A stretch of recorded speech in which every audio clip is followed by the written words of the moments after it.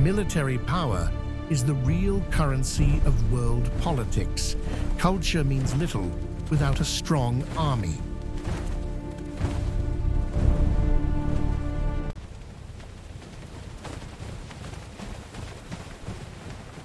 Mao Zedong said it plainly.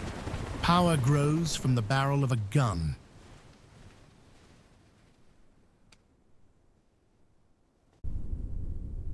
In the Pacific War, air and sea power shaped the fight, but land forces still finished Japan.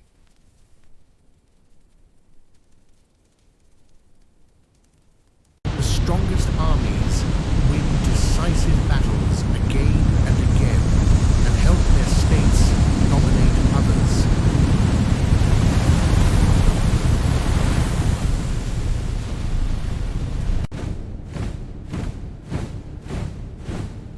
The Roman army dominated the Western world for centuries, expanding Rome's power across vast lands.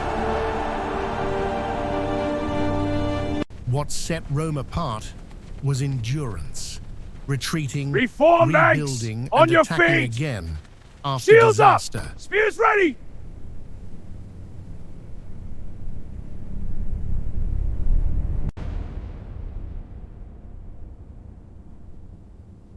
In the Punic Wars, Rome fought Carthage with fewer resources, yet refused to quit.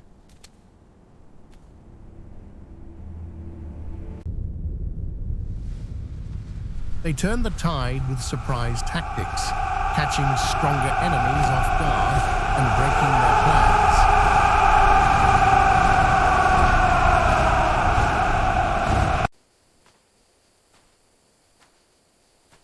Roman soldiers had reasons to fight. For the poor, victory could mean land and a new life.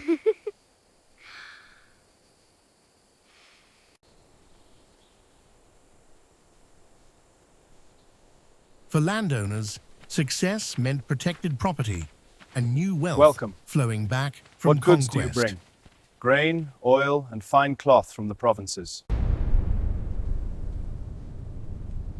For the state, victory meant Rome's safety, so morale became a weapon as important as steel.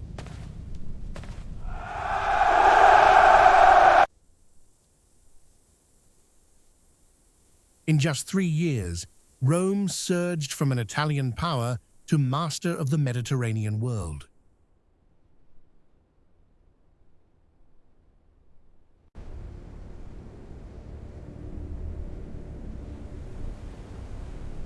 Even with setbacks, no rival could truly match the Roman army across the known world.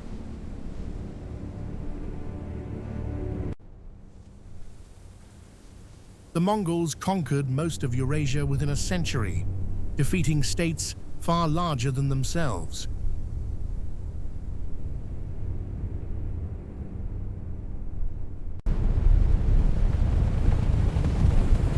They struck like a force of nature, arriving fast, hitting hard, and vanishing before enemies could respond.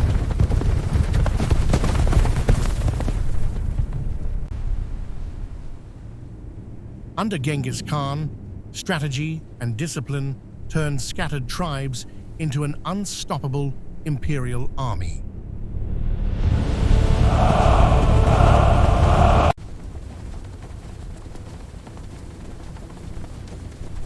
Their nomadic life built endurance, able to move huge forces across incredible distances in days.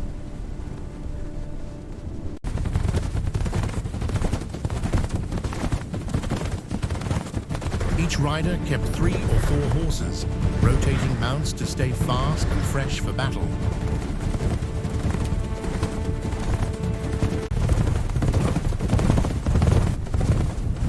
Mounted archers gave them a deadly edge, raining arrows while staying out of reach of foot soldiers.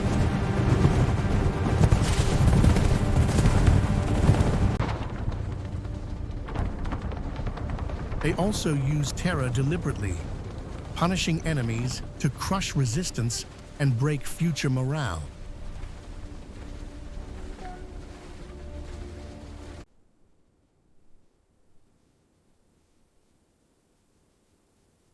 At its height, the Ottoman Army controlled the Balkans, the Middle East, and North Africa.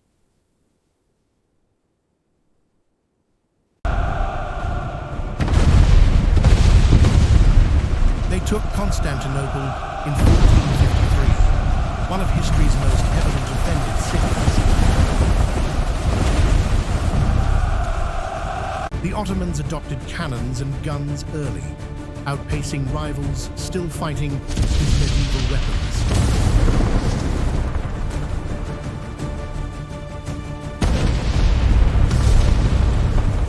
Their elite janissaries were trained from childhood, loyal, professional, and brutally effective in battle.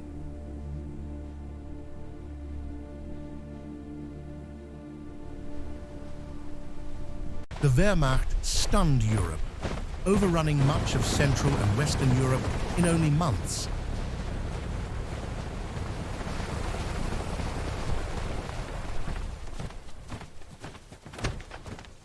Blitzkrieg combined speed, surprise, and concentrated force, powered by new weapons and communications.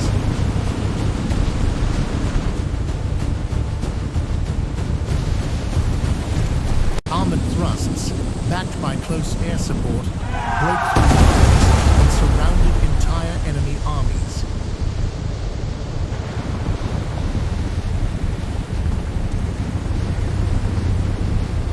But ideology, scarce resources, and manpower shortages eventually helped bring Nazi Germany down.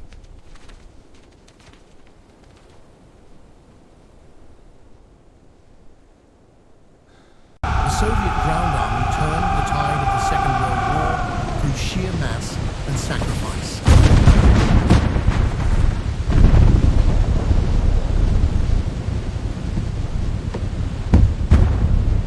It wasn't superior genius at first. Stalin's early wartime leadership was often disastrous.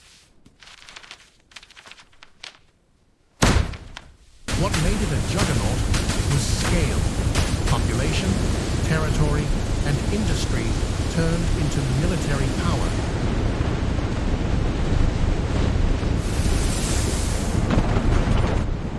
One bright edge was the T-34, simple, tough, and produced in huge numbers for the front.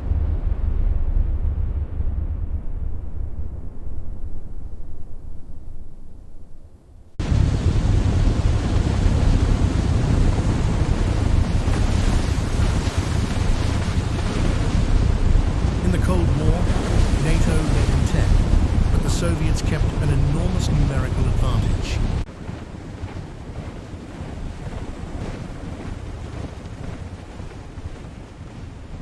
The United States avoided a permanent massive army, building big wartime forces, then shrinking them again.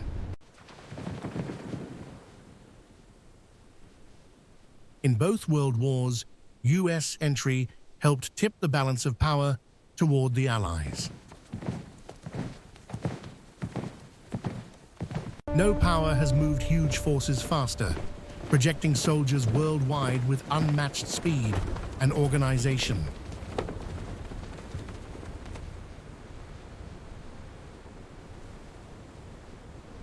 US strength is quality, highly trained troops, top technology, and extraordinary air and naval support. Convoy, maintain speed. Report status.